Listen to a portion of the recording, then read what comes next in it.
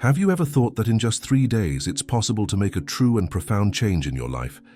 In that time, every word you speak can be a gift, without judgment, without fear, without limiting yourself. Only words that teach and strengthen you. When you treat yourself with the same care and respect you give to the person you admire most, you create within yourself a fertile space where peace, success, and prosperity grow naturally. Based on the wisdom of the Stoics, this challenge may seem simple, but its impact is immense. When change comes from within, you begin to see life differently, transforming each day into a new beginning, where every thought, word, and action has the power to remake who you are. Challenge 1. The power of letting go of the past. True transformation begins when you decide to free yourself from what's already behind you. There's no point in trying to create a new life if you remain trapped in old feelings and attitudes that no longer serve you. Think of someone who spends years reliving the pain of a heartbreak. Every time they try a new relationship, memories of the past come flooding back. What if it happens again? What if I get cheated on again? It's like trying to build a house on rubble. Nothing truly solid can come of it. Marcus Aurelius taught that it's not the situations themselves that hurt us, but the meaning we give them. Brain science shows that every time we remember something negative, we reinforce the same mental connections that created that pain. In other words, the more you relive a rejection, a loss, or a failure, the more your mind becomes accustomed to feeling suffering. Perhaps you know someone who, after being betrayed, becomes suspicious of any kind gesture. This kind of thinking creates complicated relationships because the mind begins to expect the worst and ends up attracting the worst. Letting go of the past is an exercise in mental strength. It doesn't mean ignoring the signs or pretending the pain never existed, but understanding that it has already served its purpose and no longer needs to hold power over you. Understand that what happened was the price you paid to learn something important, and that now you can move forward freely without carrying the past. When you say to yourself, "I choose to let go of the past and create a new reality," you're teaching your brain to think differently. This opens space for new ideas and attitudes that align with the life you want to live. Stoicism teaches that true strength comes not from what happened to us, but from what we do with what we've learned. Every time you decide to write a new page, instead of rereading the old ones, you feel lighter inside. If you want to change your story, you need to leave the old chapters behind. When the past tries to pull you back, remember, you hold the rope. Let go, look at the present moment, and notice how the path ahead becomes clearer. To help you do this, repeat simple but powerful phrases. Say, "I am capable of living a new reality. What I've experienced has taught me, but now I'm free." Each new day is a new chance to begin anew. When you speak these words with faith and intention, your mind begins to adjust and pay attention to what can be done today. Change may not happen overnight, but when you understand that it is through your words that you create your reality, your speech begins to work in your favor, making room for the new. Challenge 2. I have the strength to overcome any obstacle. Think of a time in your life when everything seemed hopeless, but you still found the courage to keep going. This simple act shows that there's a steadfast strength within you, capable of lifting you up even on the toughest days. How many stories have you heard of people who achieved success after a rejection or a major loss? These people chose to see hardship not as the end, but as the beginning of something new. Stoicism teaches that suffering comes not from what happens to us, but from how we react to it. When we transform an obstacle into an opportunity for growth, pain becomes learning and rejection becomes wisdom. Even though problems never completely disappear, we learn to deal with them with greater calm and inner strength. Each challenge is like a workout for the mind. The more you face it, the stronger you become.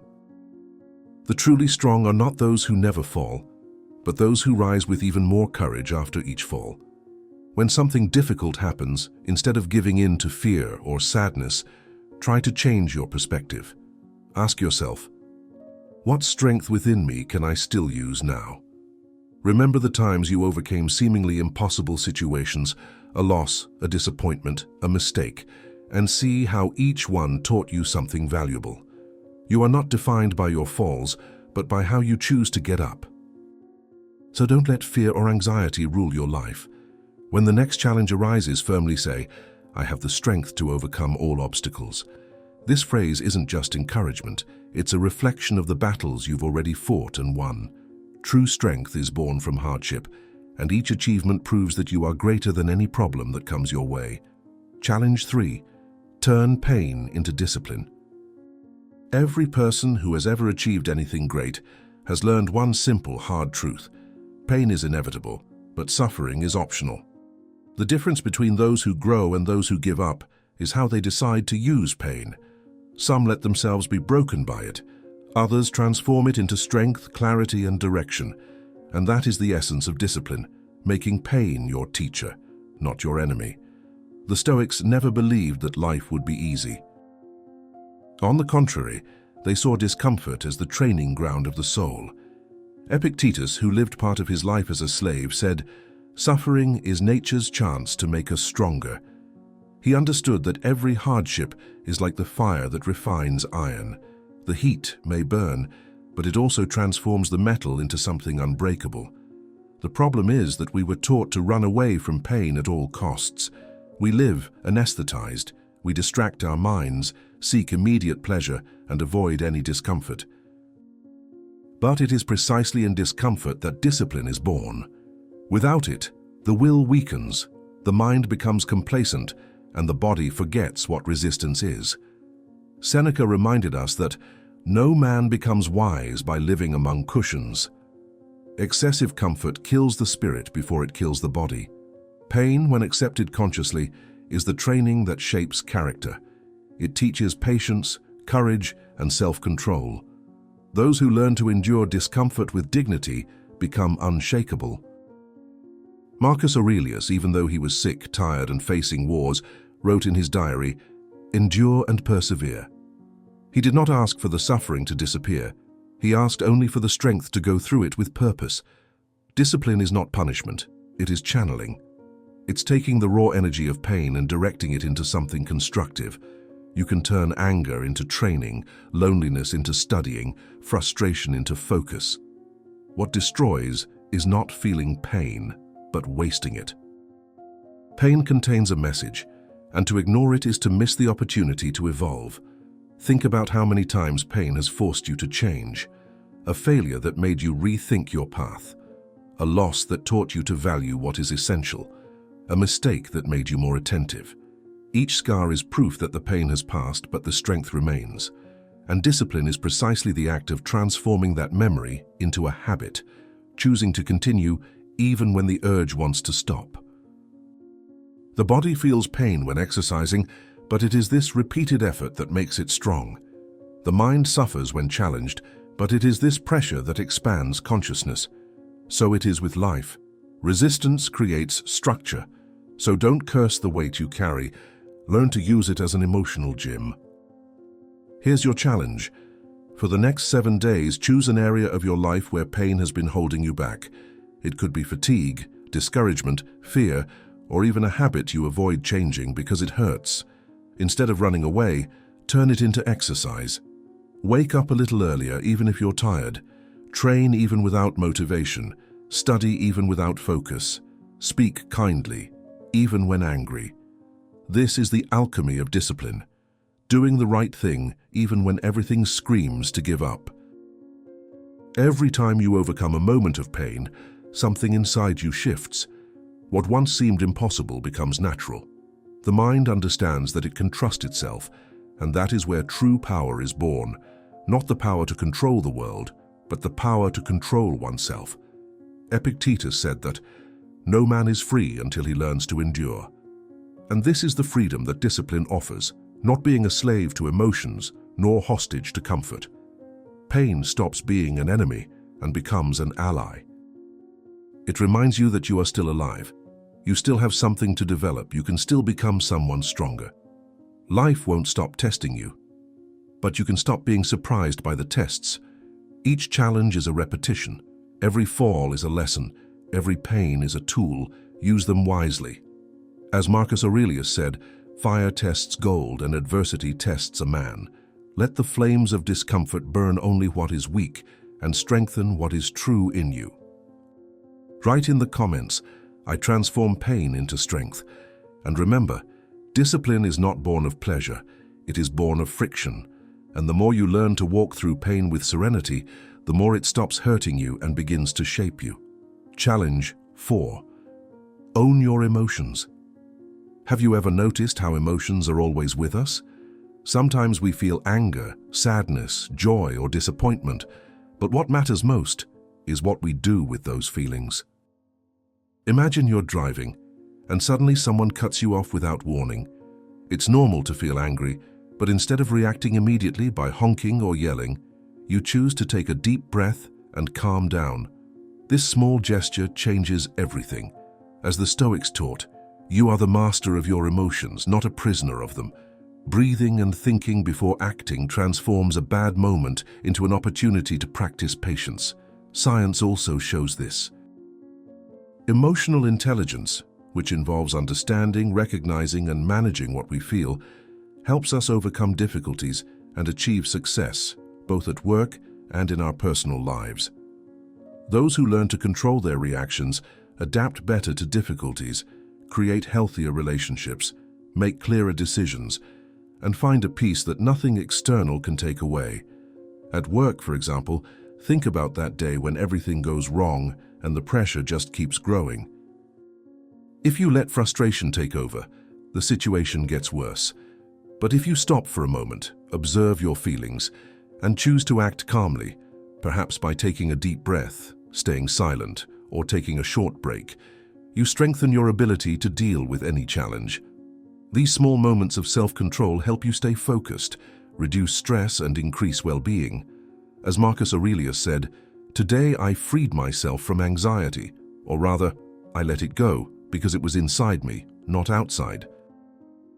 Ultimately, taking control of your emotions is an act of true freedom. Don't let situations or fatigue determine how you feel or react. Remember, you have the power to choose your response. Observe your emotions, take a deep breath, and see each difficulty as an opportunity to grow. Your life begins to change the moment you recognize yourself as the master of your reactions and feelings. Your life truly begins to change when you understand that you are the master of your feelings and reactions. Challenge 5. Use the power of your mind. Your brain doesn't know the difference between what's real and what's imagined. For it, what you think is so powerful that it can influence your body and emotions as if it were actually happening. Think back to a time when you were nervous about speaking in public. Even before you took the stage, your heart raced, your hands sweated, and your breath became shallow. This happened because by imagining the fear of making a mistake or being judged, your mind triggered the same reactions it would have if the moment were real. Now consider the opposite. When you imagine success, like an athlete visualizing every perfect move before a competition, your brain reacts as if you're already achieving something great. Elite athletes do this all the time. They mentally rehearse every step, and science shows that the same parts of the brain activate both when they dream of victory and when it actually happens. Marcus Aurelius said that our lives are made of what we think. This means that by directing your thoughts, you also direct your destiny. If you live trapped in images of fear, defeat, or limitation, like a student who panics at the mere thought of a difficult test, your body reacts as if the danger were real, creating unnecessary stress and anxiety. But imagine if you trained your mind to act with focus and strength.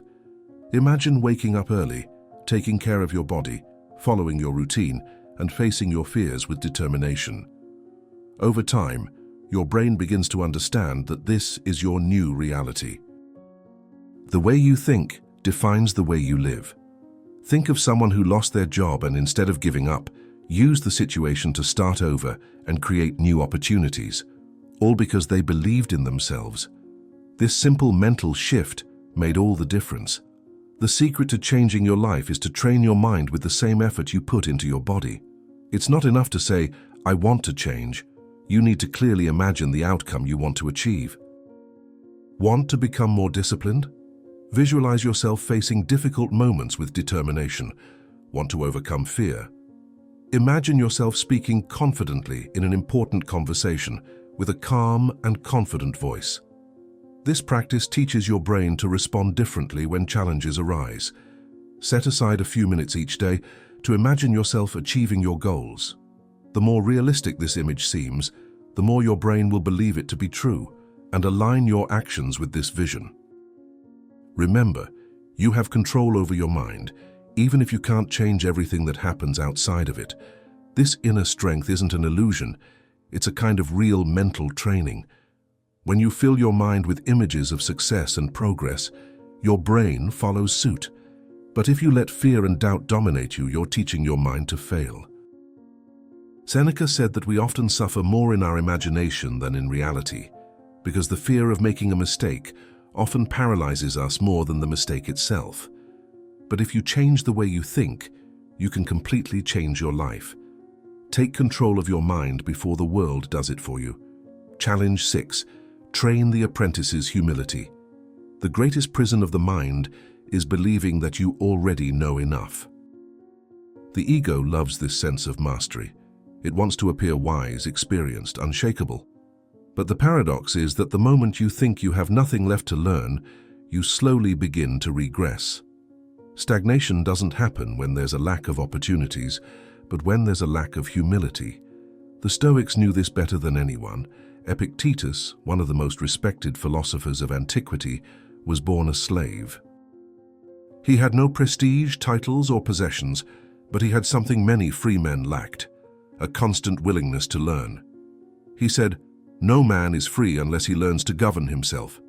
And to do this, you must always be willing to learn, from life, from pain, from mistakes, and even from those the world ignores." The humility of the apprentice is what separates the wise from the arrogant, because the arrogant seek confirmation, the apprentice seeks understanding. The arrogant person wants to be right, the apprentice wants to evolve. While the first builds walls, the second opens doors. And the more you open yourself to learning, the more the world begins to teach you. Seneca wrote letters to the young Lucilius, reminding him that the truly wise man never considers himself ready. He said, "While we live, we must learn to live." This phrase seems simple, but it carries immense power. It destroys the illusion of arrival. Life is not a finish line. It's a path of constant improvement. Every day, every mistake, every conversation, there is something that can expand your vision. But the ego tries to convince you that listening is a waste of time, that changing your mind is a sign of weakness. But the truly strong person is the one who knows how to unlearn in order to learn again. Marcus Aurelius, even as Emperor of Rome, wrote daily about his failures and what still needed improvement. He called himself a disciple of reason. Think about it. The most powerful man in the world saw himself as a student. He understood that the title does not change the fact that we are all eternal learners in the face of life's complexity. This humility is what keeps the mind flexible, curious, and awake. Without it, the intellect hardens, and the spirit begins to age prematurely. The humility of the apprentice is, in fact, a profound form of freedom. It frees you from the fear of making mistakes, the burden of appearing perfect, the need to impress. When you put yourself in the position of someone who learns, mistakes stop being humiliating and become tools. Failure ceases to be an end and becomes an instruction. Doubt ceases to be a weakness and becomes a driver of curiosity. But being an apprentice is not being naive. It is observing carefully, questioning respectfully, and growing with discernment. It's understanding that no one is so small that they can't teach you something, and no one is so great that they can't teach you by their own example, whether good or bad. The Stoics called this premeditation of teaching the willingness to learn from everything and everyone. This mindset turns every day into an invisible classroom. So here's your challenge. For the next 7 days, live with the mind of a learner. In every situation, instead of reacting with "I already know," ask yourself, what can I learn from this? Do this at work, in conversations, in moments of conflict, and even on difficult days. Notice how every person, even those who irritate you, can teach you something about patience, boundaries, empathy, or firmness. And when you make a mistake, Instead of judging yourself, be grateful for the lesson. The humility of the apprentice is what keeps you growing when everyone else stops. It protects you from arrogance, brings you closer to wisdom, and reminds you that learning is an act of courage because it requires letting go of the image of who you think you are. As Seneca said, "He who teaches learns twice." And that is why learning is a form of service, to yourself and to the world. The more you learn, the more useful you become, the more capable you are of transforming yourself and others. So, put down your pride, lift your eyes, and start learning again with curiosity. Life speaks all the time, and you just have to silence your ego to hear it. Write in the comments, "I choose to learn every day." And remember, those who maintain the humility of an apprentice never grow old spiritually, because they are always in motion, always growing, always starting over within themselves. Challenge 7. Your beliefs shape your destiny. For years, Maria believed she couldn't handle money. This limiting mindset prevented her from learning about finances, missing out on numerous opportunities, and continuing to struggle. This example shows how negative thoughts can create real barriers in our lives. The science of neuroplasticity proves that with each new thought and action, the brain remodels itself and creates new connections. Just as Marcus Aurelius set aside time each day to meditate and strengthen his character, we too can train our minds to evolve. When you think, "I'm not good at talking to people," this belief causes you to avoid meetings, events, and new friendships, limiting your personal and professional growth. But if you change your mindset to, "I'm learning to communicate better," over time, your brain will adapt to this new idea. You'll begin to act with more confidence, and this will open doors to new opportunities and deeper relationships. Every thought you choose to entertain creates a new pathway within your brain. If you repeat to yourself every day, "I'm lost, I don't know what to do, I don't know where to go," your actions will eventually reflect this confusion. But if you start affirming, "I'm becoming stronger emotionally every day," your actions will reflect this new way of thinking. Epictetus said that no one can be truly free unless they learn to master their own vices. If you insist on holding on to old beliefs that limit you, you'll be trapped in a cycle that prevents you from growing. However, when you take control of your mind and consciously choose the thoughts you harbor, you begin to forge a path that reflects your best self. And if you're enjoying the content, consider becoming a channel member. Besides helping the channel, you'll also get exclusive content. Click the link in the description and become a member now. Back to content. Challenge 8. Do less, but be fully present. We live in an era where everyone wants to do more. More goals, more tasks, more commitments, more results. But the more we try to embrace everything, the less we can be whole in anything. The rush to be productive has become a cover for a lack of focus. And the truth is, it's not the volume of what you do that transforms your life. It's the quality of attention you put into each act. Epictetus said, "It's not what you do, but how you do it, that defines your character." This is the essence of presence, transforming simple actions into exercises of awareness. Washing dishes can be a meditation. Replying to an email can be a training ground for attention. Drinking coffee can be a ritual of presence. But most people do everything in a fragmented way. While they work, they think about what's still missing.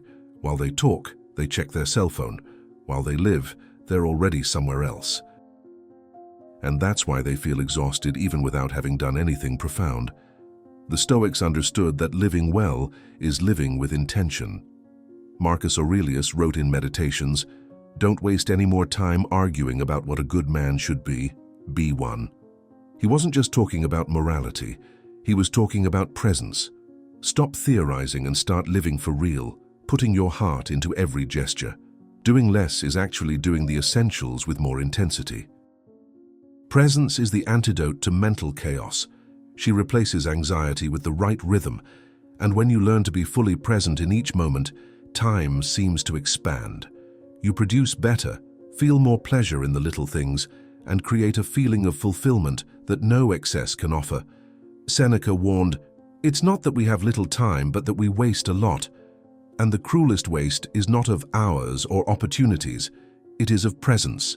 It is living without really living.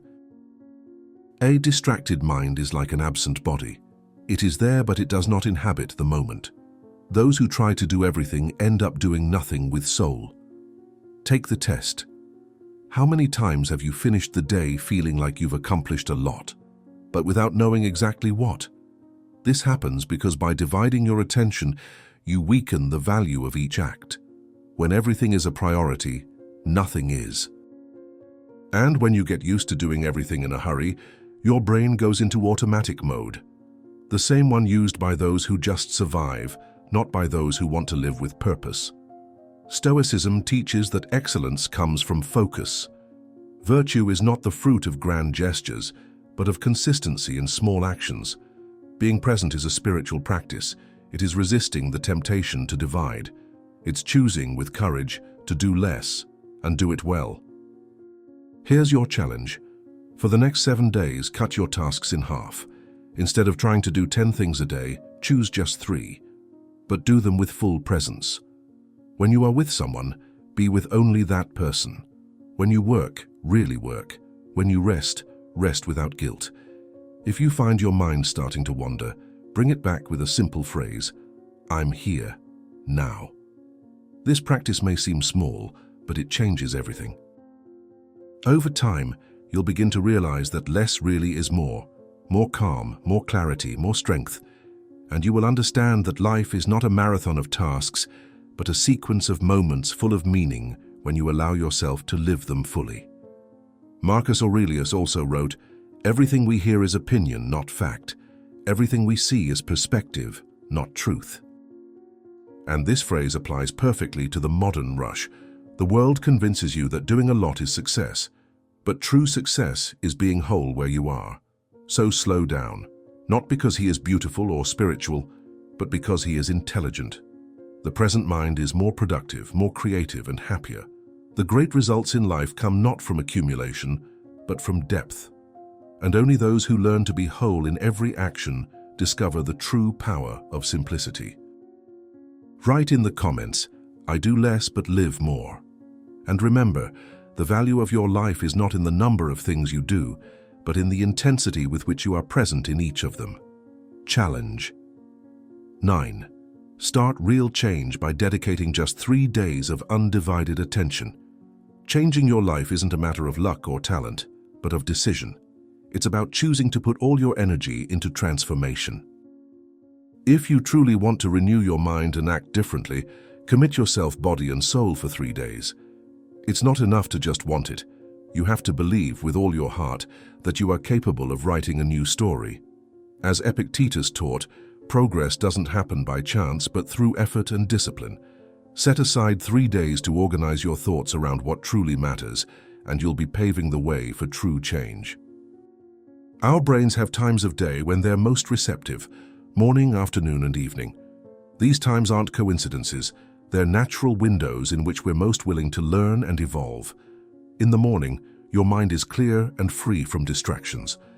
In the afternoon, when you move, the link between thinking and acting becomes stronger.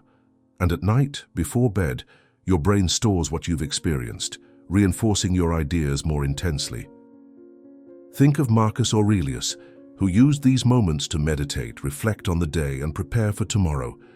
Repeating affirmations during these periods helps the brain transform words into beliefs, and beliefs into reality. But simply repeating them isn't enough. You need to truly feel, imagine, and live each sentence with conviction.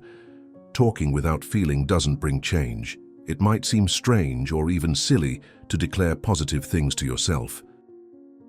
But if nothing has changed so far, why not try something new? When you wake up, place your hand on your chest and firmly state who you want to be. Instead of saying, I want to be more disciplined, say, I am disciplined. Replace, I want to be more confident with, I have complete confidence in myself. The brain doesn't differentiate between thought and reality. The more you live what you say, the more those words shape your actions. As Seneca reminded us, luck appears when preparation meets opportunity. This preparation begins with the way you choose to think. In the afternoon, make your body follow what you say. Walk firmly, Breathe deeply and feel the change happening within you. Don't repeat phrases as if they were just meaningless sounds. Live what you're saying and allow each action to reflect the new person you're becoming. When night falls, take some time to reflect on your victories. Recall each step that brought you closer to transformation and create new positive phrases for the next day. Avoid filling your mind with worries or negative thoughts, because the last thoughts you have before bed influence how you feel when you wake up. If you truly commit to these 3 days, you'll notice that what seemed simple becomes a new habit. As Aristotle taught, excellence isn't a one-off act, but something you practice every day. When you take control of your thoughts and give them direction, you begin the path to becoming who you've always wanted to be. Don't doubt the power of these 3 days or the words you'll say. This isn't just a small challenge, but the beginning of a new way of thinking and living. Don't wait for the right moment. Start now.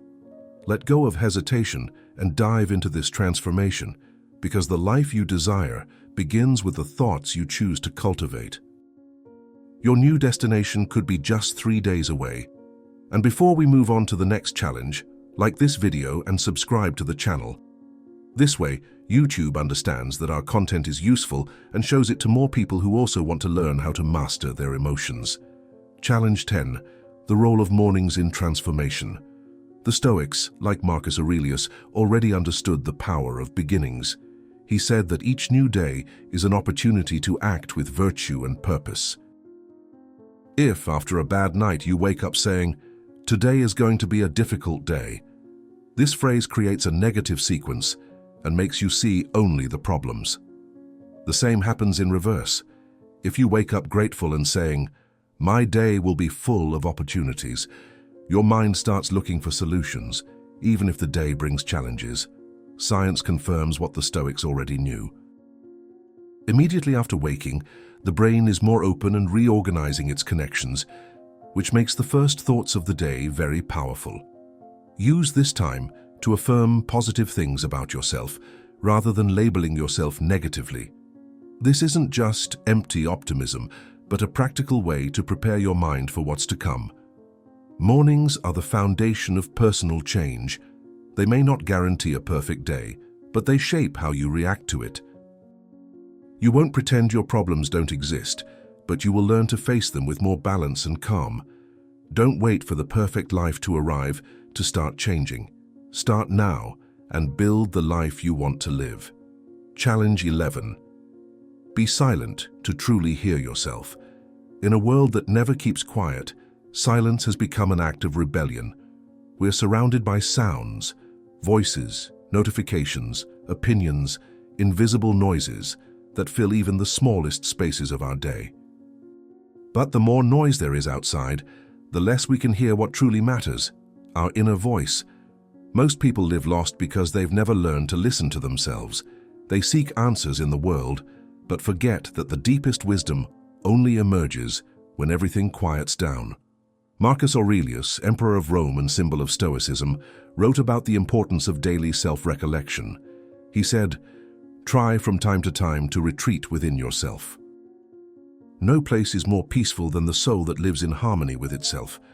Even ruling an empire, surrounded by noise and demands, he knew that silence was the only refuge where he could think clearly. And this is what Stoicism teaches us. Silence is not the absence of sound, it is the presence of consciousness. When you learn to be silent, you begin to notice what previously went unnoticed. You listen to the tone of your thoughts, the weight of your emotions, the rhythm of your breathing. And you realize how much the world tries to drag you out of yourself. The human mind has a habit of wandering. It chases after stimuli because it fears emptiness. But emptiness, when embraced, is fertile. It is here that the best ideas, the right decisions, and the intuitions that change paths are born. Seneca, writing from Rome, complained about the noise coming from the streets and the circus, but he asserted that the real noise came not from outside, but from within. He said that we can only silence the world when we can silence our own internal chaos. Therefore, silence is more than a pause. It is a training in mental mastery. It is the moment when you observe your thoughts without identifying with them. Try this. Sit in a quiet place and observe what emerges when everything goes silent. Perhaps anxiety, perhaps restlessness, perhaps even guilt arise. This is natural. It's the mind trying to escape itself. But over time, silence ceases to be uncomfortable and becomes a refuge. You begin to distinguish between noise and truth. Other people's opinions lose their power. The day's emergencies seem less urgent, and what truly matters begins to take shape, because clarity only blossoms where there is stillness. In Stoic philosophy, silence plays an active role. It is not the silence of fear, but the silence of strength. The Stoic does not speak to be heard. He speaks when he has something to say. He does not react impulsively, because he has learned that a word spoken without reflection is like an arrow shot without aim. And an agitated mind is like a turbulent lake, incapable of reflecting any image clearly. Silence is the art of waiting for the right moment to act, the space where reason matures before becoming words or decisions. And the more you practice seclusion, the more you realize that almost everything can be resolved calmly. Haste and noise are often a disguise for insecurity. Those who trust themselves speak less and observe more. So here's your challenge. For the next 7 days, set aside 10 minutes a day for silence. No music, no screens, no distractions. Sit, breathe, and observe. If thoughts arise, don't fight them. Just watch them pass like clouds crossing the sky. At first, it will seem difficult, but over time, this practice will become a mental refuge. And when you feel the world is demanding too quick reactions, remember, silence is also a response, and often the wisest response. As Epictetus said, God gave us 2 ears and 1 mouth so we could listen more and speak less. Learn to listen, to others, to the world, and most importantly, to yourself, because it's in silence that your true self begins to speak. Write in the comments, "My silence teaches me." And remember, the world tries to distract you, but wisdom tries to call you back, and she speaks softly. But there's something important to understand. If you've been trying for a long time to step out of your comfort zone and learn more, but haven't been able to, there might be something you're not aware of. I know what it might be. Anxiety. Anxiety is like a snake that creeps up silently and affects you without you even realizing it. It leaves you feeling unwell for days, months, and even years. Living like this is like being sick all the time. But I know a solution. Stoic philosophers, along with modern psychology, have a way to help you get rid of it. I managed to cure myself of this anxiety. I made a video explaining how you can get rid of this problem, and it's in the first comment. Click the link in the first comment and start healing yourself from this feeling of anxiety. Challenge 12. Practice patience as a form of strength. We live in an age that glorifies haste. Everything needs to be immediate. Responses, results, recognition. But what almost no one realizes is that this constant speed is making us more anxious, impatient, and fragile. A mind accustomed to haste loses its ability to withstand time, and those who can't withstand time end up giving up before life blossoms. Patience, contrary to what many people think, is not weakness or passivity. It is one of the highest forms of strength. Being patient means remaining calm even when the whole world is pushing you to rush. It means choosing to trust the process instead of despairing about the outcome. It means holding your own energy and saying, "I won't rush because what is solid takes time." Marcus Aurelius, the Stoic emperor, knew the power of waiting. He faced wars, betrayals, and political crises, but he still wrote, "Time is a river that carries all things away." Don't fight it. Learn to flow. This phrase sums up what patience is. It's not inertia, it's fluidity. Those who are patient don't stand still. They cultivate. Just like the farmer who plants today without seeing the fruit tomorrow, the wise understand that great changes need to mature in their own time. Epictetus also remembered that nothing great is born in an instant. Don't wait for things to happen at your pace, he said, but adjust to the pace of the universe. This idea is liberating. Because impatience is born of ego, the illusion that everything should happen when you want it to. Patience is born of wisdom, the understanding that things have a natural time to blossom, When you are patient, you learn to trust yourself more and your circumstances less. Think about how many times you've abandoned something important because you didn't see a quick result. A project, a habit, a relationship, a dream. But the truth is that almost nothing of value arises at the speed of impulse. The body takes time to strengthen, the mind takes time to calm, the soul takes time to find itself. The impatient want shortcuts, the patient build paths. Science confirms this. Research on self-control shows that patient people have greater emotional clarity and better long-term outcomes. They experience less stress, make smarter decisions, and develop resilience. This is because patience trains the brain to deal with frustration, and whoever masters frustration masters themselves. But it is necessary to understand, patience is not putting up with everything in silence. It's choosing where to put your energy. It is waiting with purpose, not out of fear. It is acting when it is time to act, and pausing when haste would only get in the way. Seneca called this posture peace of mind, the tranquility of the soul. For him, peace came from those who learned to wait calmly, without despairing about time or the uncertainties of the world. In practice, being patient means training your gaze. Instead of thinking nothing is happening, tell yourself, things are maturing. When a seed is under the ground, you don't see it, but it is growing. The same goes for your plans, your changes, and your personal evolution. What seems like stagnation is sometimes preparation. So here's your challenge. For the next 7 days, choose one aspect of your life that has been making you impatient. It could be a project, a relationship, or even a personal goal. Instead of reacting, observe. When you feel like rushing, take a deep breath and say, I am learning to trust time. Write down what you feel and notice how anxiety decreases when you surrender to the natural rhythm of things. Patience is the virtue of those who trust. Of those who understand that strength is not in controlling time, but in walking alongside it. The impatient burn energy in haste, the patient builds energy with presence.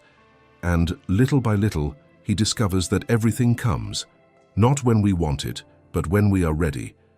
As Seneca said, nothing worthwhile comes easy, but everything that comes with patience lasts. So practice the art of waiting with dignity. Because deep down, patience is the courage of those who have understood that time never fails. Write in the comments, I trust in time. And remember, sometimes what you call delay is just the universe teaching you to be prepared. Challenge 13. Most people live on autopilot. Think of someone who repeats the same routine every day. Wakes up, goes to work, comes home, and does it all over again, without ever asking themselves if they're truly happy or growing as a person. Most of the time we get stuck in the same thoughts and behaviors, and so we end up with the same results.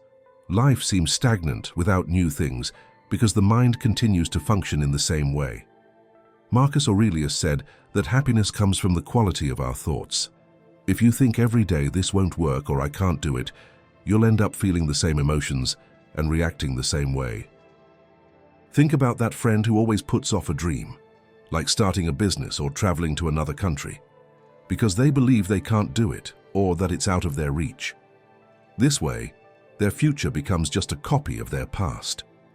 We have between 60,000 and 70,000 thoughts a day, and the most striking thing is that about 90% of them are the same as yesterday's. This repetition creates a fixed identity, as if we were always telling the same story about who we are, until we believe it's the only one possible. Every decision that reinforces this narrative prevents us from trying new things and growing, keeping us trapped in a limited version of ourselves. It's like someone who's been told their whole life, "You're no good at public speaking." Every time they get the chance to present, they shy away, confirming their belief that they can't, as if it were an immutable truth. The key is to notice these recurring thoughts and consciously change them. It's not enough to want to change. We need to dismantle the old stories we tell ourselves. The Stoics knew this. Discipline begins in the mind.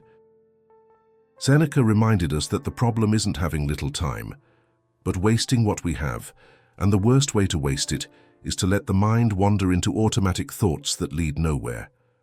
Controlling your mind isn't easy, especially after years of living on autopilot. But every time you consciously choose what to think and pause before reacting, you regain control of your own life. It's not about feigning optimism, but about learning to recognize which thoughts empower you and which weaken you. Remember, you can't expect different results if you keep feeding your mind the same old ideas. Challenge 14. Start over without shame. There is a silent, transformative force hidden in the act of starting over. But for most people, this word carries a weight. Guilt, shame, a sense of failure. We live in a culture that glorifies those who get it right the first time and condemns those who try again. But in real life, no one evolves without falling, making mistakes, and starting over. Starting over isn't a setback. It's the greatest symbol of courage there is. Seneca said that no wind is favorable to those who do not know where they are going. But he also remembered that even when the boat is lost, it is always possible to adjust the sails. Starting over is exactly that, adjusting the sails after the storm, recognizing that the previous path no longer serves, and choosing with humility to begin again, this time with more wisdom. The problem is that pride tries to convince us that going back is weakness, that starting over means we have failed. But the truth is the opposite. Only those who have the courage to start over truly win. The weak persist in their mistakes for fear of judgment. The strong accept that growth requires humility. Stoicism has always defended the idea that the past does not define who we are, but rather what we decide to do now. Marcus Aurelius wrote, "The loss of today is the loss of a lifetime. Start living again each morning." For him, each dawn was an invitation to renewal, a chance to realign thoughts, let go of what no longer serves, and regain control of his mind. Starting over is an art, and every art requires practice. It's not enough to want to change, you have to free yourself from shame and self-punishment. Many remain trapped in the pain of their mistakes and spend their lives hiding behind regrets. But regret isn't a prison, it's a sign of awareness. It shows you're ready to change course. Shame, on the other hand, is the voice of the ego. It paralyzes you, convinces you that you don't deserve to try again. And that's precisely where Stoicism becomes a compass. It teaches that virtue lies in continually striving to become better, even after failing 1,000 times. Think of a warrior who falls in battle. He doesn't rise up in shame. He rises up more alert, more aware, more prepared. The fall teaches what victory does not show. Shame, when welcomed wisely, becomes a learning experience. Starting over means looking at your own mistakes without self-pity, but with respect. It was the best I could do with what I knew at the time. This simple phrase frees the heart and opens space for action. Epictetus, who was born a slave and became one of the greatest philosophers of antiquity, is a living example of a new beginning. He had no control over the past, but he completely controlled his reactions to the present. He taught that true power lies not in changing what happened, but in choosing what to do now with what we have learned. And that is the essence of starting over, turning regret into purpose. So here's your challenge. For the next 7 days, choose one area of your life that needs a fresh start.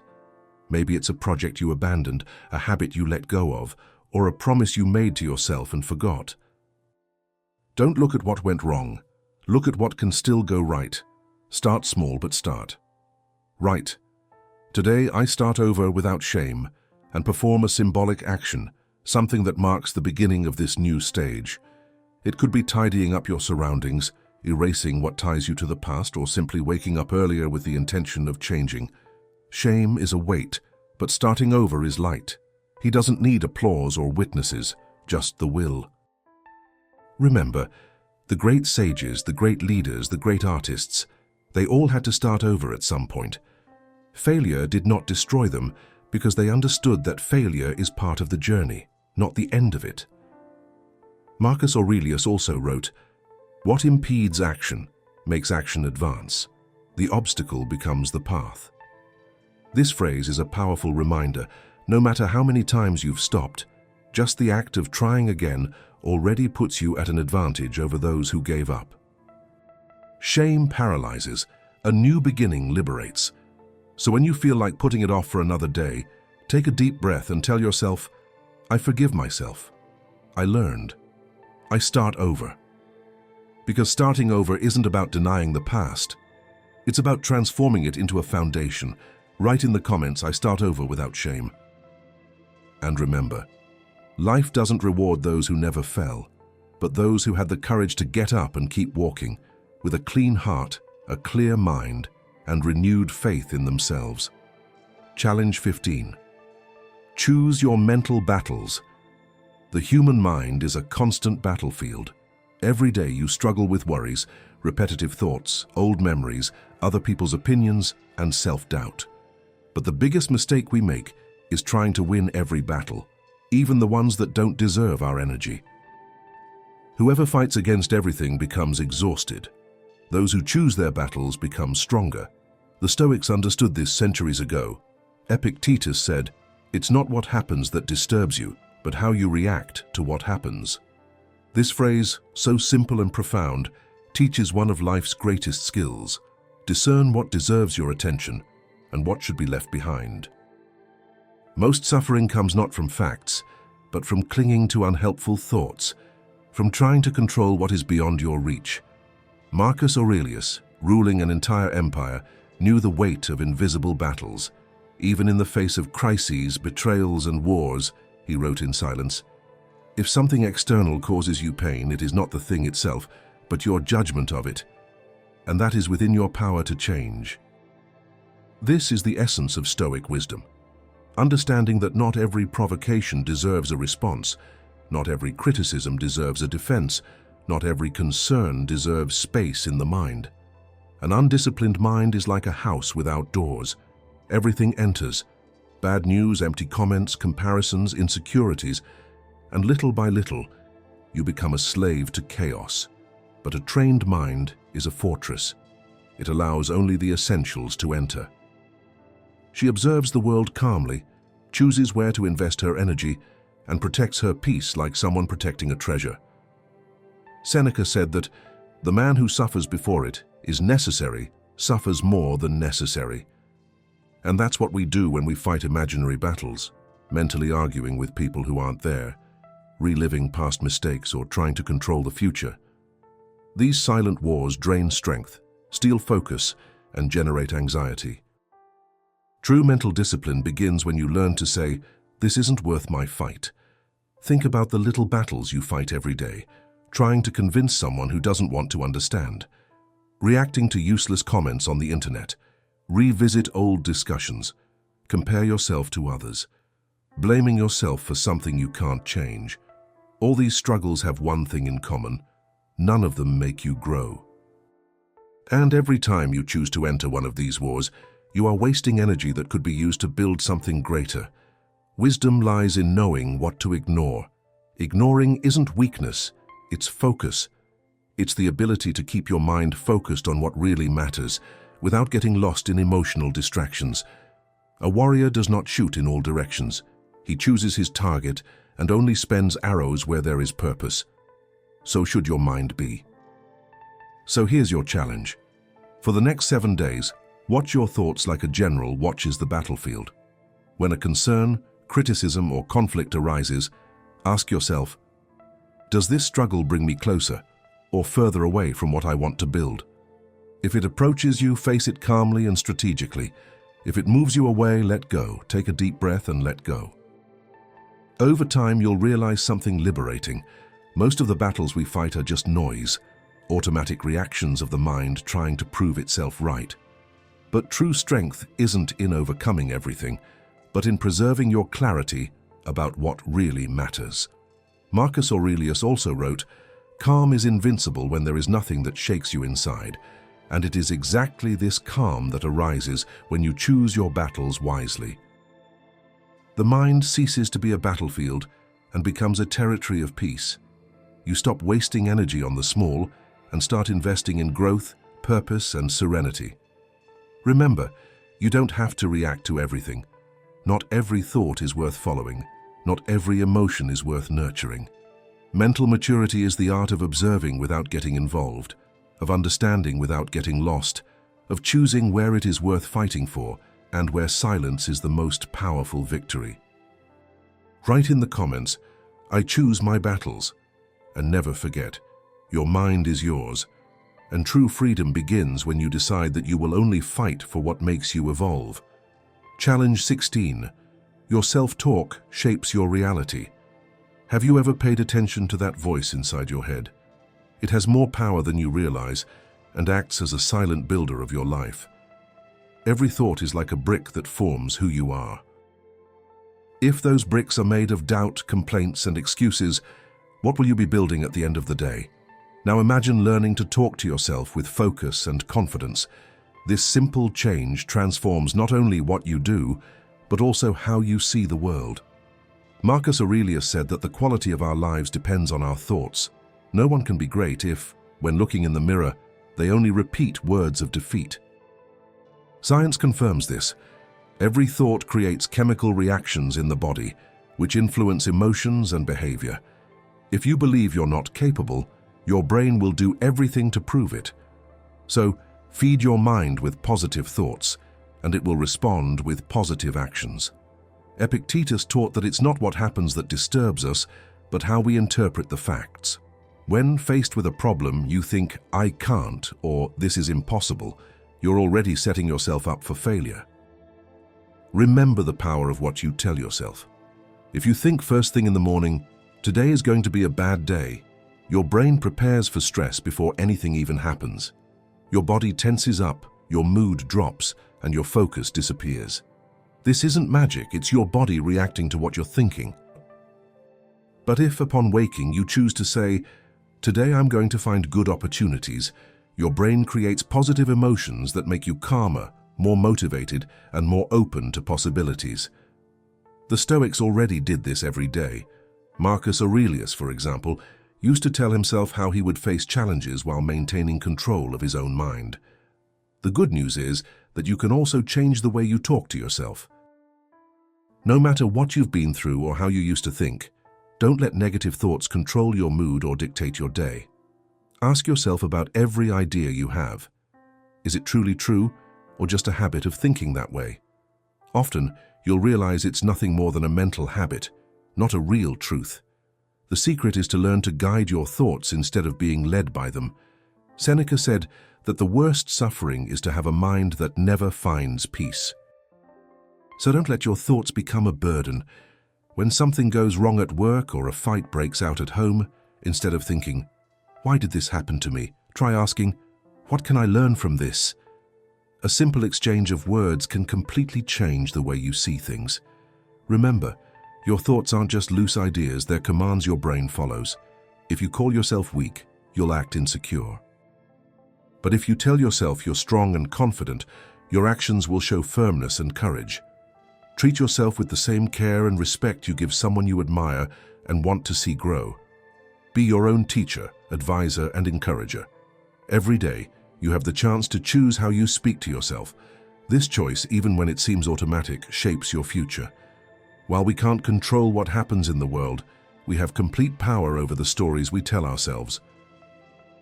When you change this narrative, you gradually transform your thoughts and with them your life. Challenge 17. Give thanks before you deserve it. Most people live waiting to have more and only then feel gratitude. They wait for success to be grateful, calm to feel at peace, abundance to recognize what they have. But this is the greatest mistake of the human mind, believing that gratitude is a reaction, when in fact it is the cause. Giving thanks before deserving is an act of faith and wisdom. It's saying to the universe, to God, to life, "I trust. Even if I can't see it yet, I know that good is already on its way." The Stoics called this posture-active acceptance, a state in which the soul recognizes the value of what exists now, without waiting for everything to be perfect. Marcus Aurelius wrote in his Meditations, "Do not wish for things to happen as you wish for them to happen as they happen, and your life will be serene." This is not resignation, it is inner strength. It is the ability to see purpose even in small pains, beauty even in ordinary days, and learning even in losses. Gratitude isn't a nice gesture, it's a powerful mental strategy. Neuroscience confirms what the Stoics already knew. When you give thanks, your brain changes state. The area responsible for anxiety decreases activity, while the centers linked to clarity and motivation light up.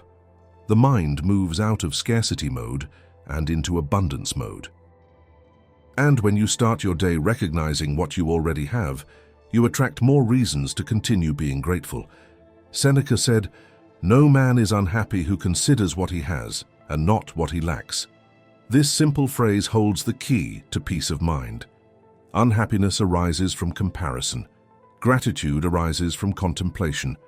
And contemplating is an art that needs to be relearned. Today, we are so busy looking for the next step that we forget to recognize the ground we are already standing on. But only those who value what they have are capable of taking good care of what they will receive. Giving thanks before deserving is a way of aligning yourself with life. It's understanding that nothing is guaranteed, not the air, not the weather, not the people. And that, for that very reason, every little thing is already a gift. The body that sustains you, the mind that thinks, the chance to start over. Life already gives you more than you usually realize. The problem is not a lack of blessings. It is a lack of presence to see them. Epictetus reminded his students that gratitude makes what we have enough. He taught that wealth is not in possessing much, but in desiring little, and that when the mind becomes grateful, it becomes free, because nothing more is required for it to feel at peace. Giving thanks is therefore an act of power.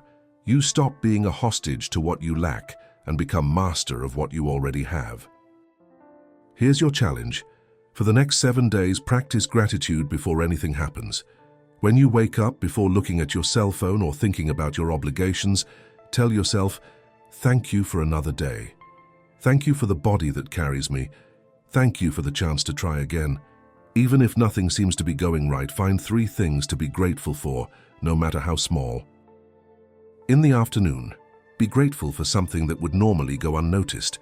A conversation, a smile, a moment of silence, a lesson learned. And at night, before you go to sleep, be thankful for something that went wrong, not because it was pleasant, but because it taught you something valuable.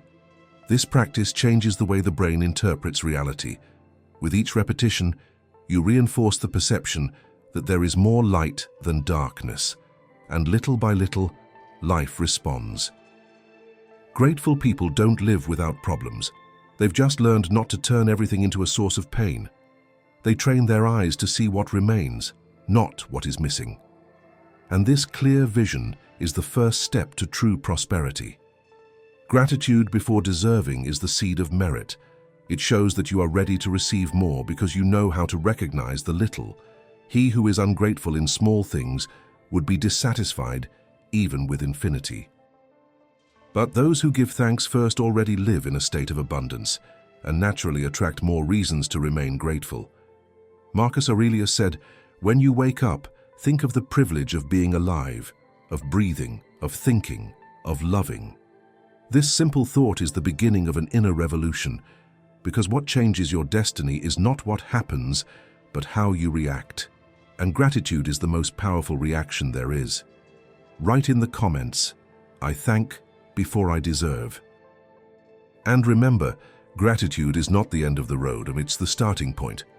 Those who learn to be grateful beforehand live in peace now and prepare in silence for everything that is yet to come. Challenge 18. Align your actions with your principles. Most people believe that character is something you have, but in reality it's built every day in the small decisions that almost no one sees. And that's precisely where the misalignment between what we say and what we do begins. We talk about discipline, but we give in to laziness. We talk about respect, but we react with impatience. We speak the truth, but hide behind excuses. Over time, this silent disconnect between discourse and practice creates something dangerous, a divided, confused life without integrity. The Stoics saw integrity as the highest virtue, the meeting point between reason and action. Seneca said, "He who lives according to what he preaches lives in peace with himself." And it is this peace that the modern world, full of distractions and contradictions, makes us lose without realizing it. We live seeking coherence in circumstances when true balance comes from within, from the harmony between the values we defend and the attitudes we practice. Marcus Aurelius, in the midst of the war, wrote every day to remind himself of the kind of man he wanted to be: just, patient, honest, calm.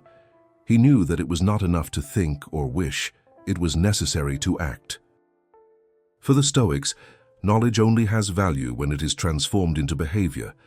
There is no point in admiring virtue if it does not appear in actions. Talking about wisdom is easy. Living wisely requires daily effort. When your actions are aligned with your principles, an inner strength is born that does not depend on approval.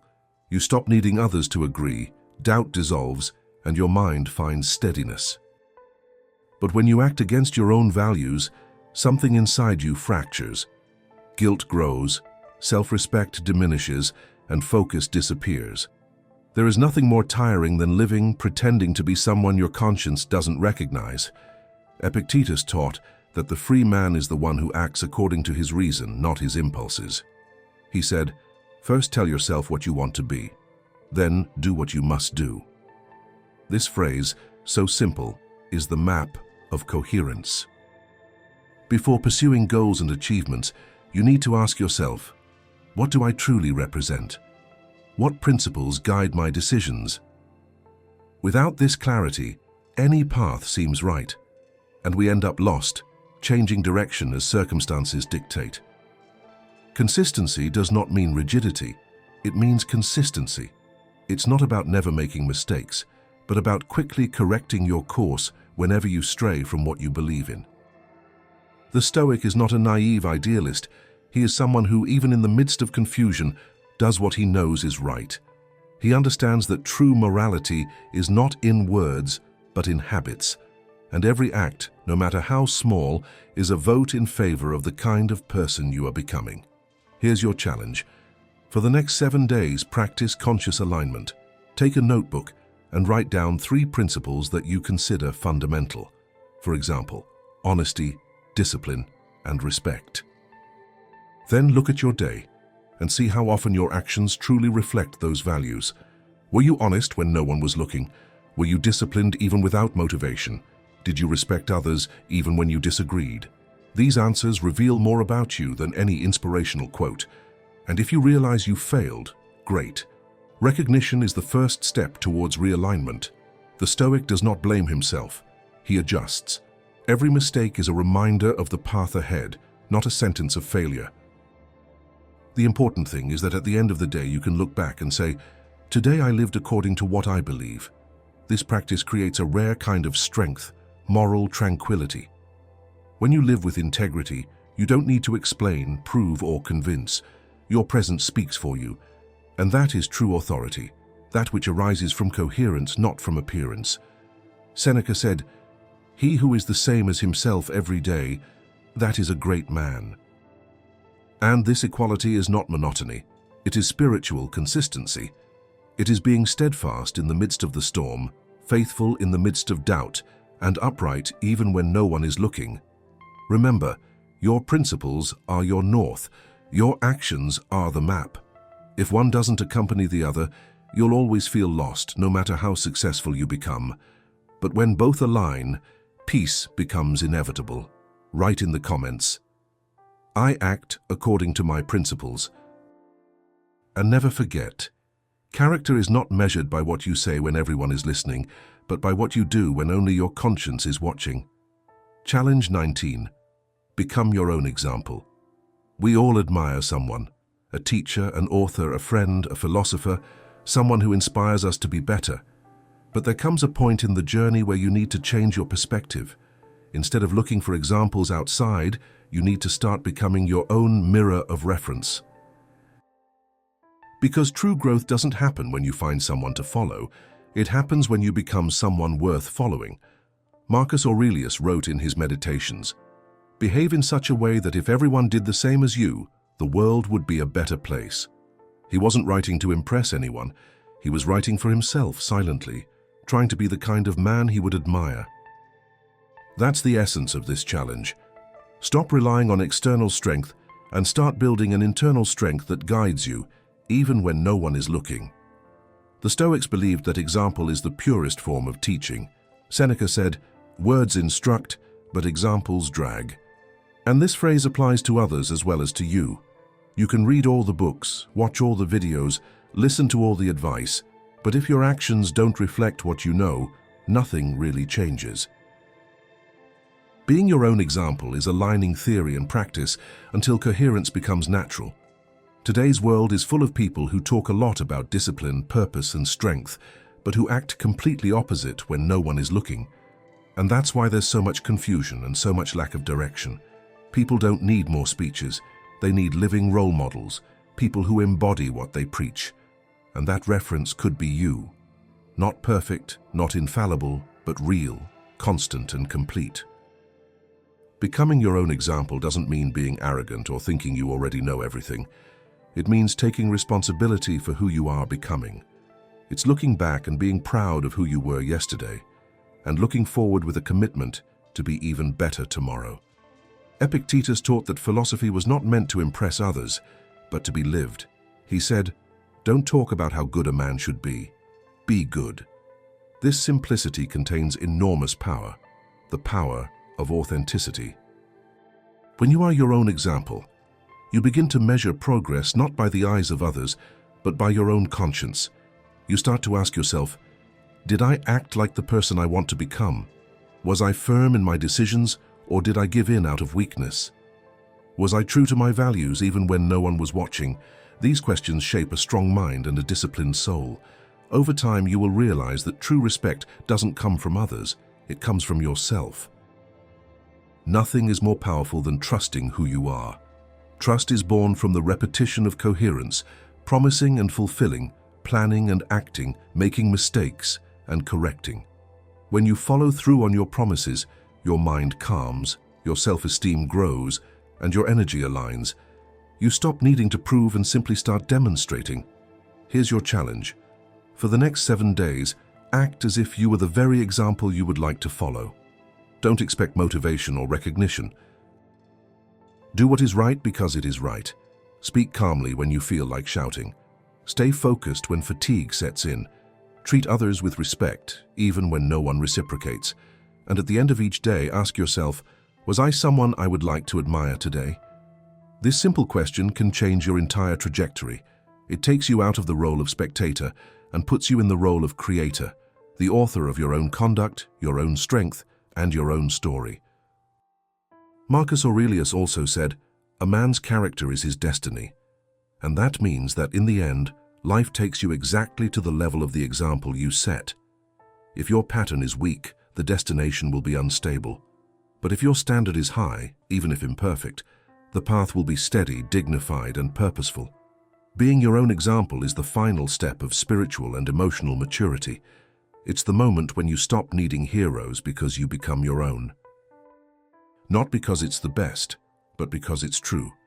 And the truth when lived is the greatest legacy anyone can leave. Write in the comments, "I am my own example." And remember, the greatest proof of strength is not inspiring the world. It is inspiring yourself every day until your own life becomes the teaching you have always sought. Challenge 20. I deserve to be happy and successful. Happiness and success are not prizes reserved for a select few. They are rights we all have. From an early age, we hear that only some are born to succeed, while others must settle for less. But this is just a belief that traps the mind. This idea is an illusion, an invisible wall that we can break down. Neuroscience and positive psychology show that when we truly believe we are worthy of good things, our brains begin to function differently, and our actions begin to reflect this new belief. When you change what you believe about yourself, your entire life begins to change too. Imagine a person who has spent their entire life hearing negative phrases like, "You're not good enough," or "You'll never make it." Each of these words works like a weight placed on a scale, and over time, so many bad weights make that person feel weak and worthless. But if she starts saying or hearing something positive like, "I can do it," that thought is like a light weight placed on the other side of the scale. It alone doesn't change everything. But when she repeats this phrase over and over again and begins to truly believe it, It's as if she's adding new positive weights. Little by little, these new thoughts balance the scales, and that feeling of helplessness begins to fade. The lesson is simple. Changing your mindset takes time and practice. A single positive sentence won't erase years of negative thoughts, but repeating positive things every day helps strengthen your mind and self-esteem. When you start to believe that you truly deserve the best, you stop settling for the minimum. Instead of seeking approval from others, you learn to recognize your own worth. Every choice made with this new belief creates good changes that, over time, translate into real results. If deep down you feel you deserve to be happy, start by eliminating the habits that are bad for you. Look for people and places that help you grow, and stop sabotaging yourself. If you believe you deserve success, stop putting things off and start taking action. Learn something new, challenge yourself at work, or improve your relationships with those around you. Don't wait for the world to tell you that you can be happy or for someone to confirm your worth. True power comes when you recognize your own strength and act accordingly. When you accept that you deserve the best, life begins to respond with the same good energy that you transmit. Repeat every day with confidence. I deserve to be happy and successful. Let this truth change your thoughts and actions. And never forget, the path to a fulfilling life begins when you decide to value yourself. Change has always been, and continues to be, in your hands. If you've made it this far, write in the comments on the way, and thank you for being along on this journey.